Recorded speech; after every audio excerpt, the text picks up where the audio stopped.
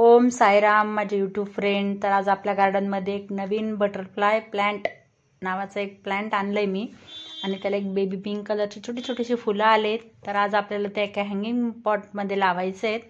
तर बघा मी आता त्याच्यासाठी माती तयार करते आणि माती जर म्हणाल ना तर माती कमी प्रमाणात घ्यायची आहे आणि थोडंसं कंपोस्ट, वाळूची राळ आणि कोकोपीट हे थोडं जास्त प्रमाणात घ्यायचं आहे, कारण आपल्याला त्याचे जे खाली बल्ब राहतात ते बल्ब खराब होऊ नये किंवा जास्त चिकचिकीतपणा आपल्याला मातीमध्ये नको आहेत, म्हणून आपल्याला मातीचं प्रमाण कमी घ्यायचं आहे। तुम्हाला हवं असेल तर थोडेसे कोळसे जे राहतात आपले तेही टाकले तरी चालतील, म्हणजे पाणी जे त्यातलं आहे आपण जे टाकतो ते झटपट प्रमाणात त्याचं ड्रेनेज होऊन निघून जातं।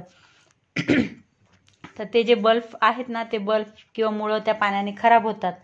तर आज आपण लावताना जास्त प्रमाणात कोकोपीटचा वापर केला आहे आणि आता आपण ते हँगिंग पॉटमध्ये लावतोय। तर त्याची काळजी जर घ्यायची म्हटली ना तर त्याला पाणी कमी प्रमाणात द्यायचं आणि ऊनही त्याला नकोच आहे बऱ्यापैकी, म्हणजे ते जर खिडकीमध्ये तुम्ही जर इंडोर ठेवणार असाल ना तर खिडकीमध्ये त्याला ठेवायचं, म्हणजे त्याच्यापर्यंत ऊन येणार नाही पण त्याला हलकीशी धूप मिळेल अशा प्रमाणात ठेवायचे आणि बऱ्यापैकी त्याला सकाळचं ऊन मिळालं एवढंच पाहिजे, दिवसभराचं ऊन नको आहे। जास्त ऊन जर झालं तर त्याच्या पानांचा कलर पण निघून जातो आणि ते पानं असे मुडून जातात, म्हणजे असे बंद होऊन जातात आणि आपलं झाडही खराब होतंय। तर बघा त्या हँगिंग पॉटमध्ये मी लावलंय, कसं दिसतंय। आवडला असेल तर नक्की कमेंट करून सांगा आणि लाईक अँड सबस्क्राईब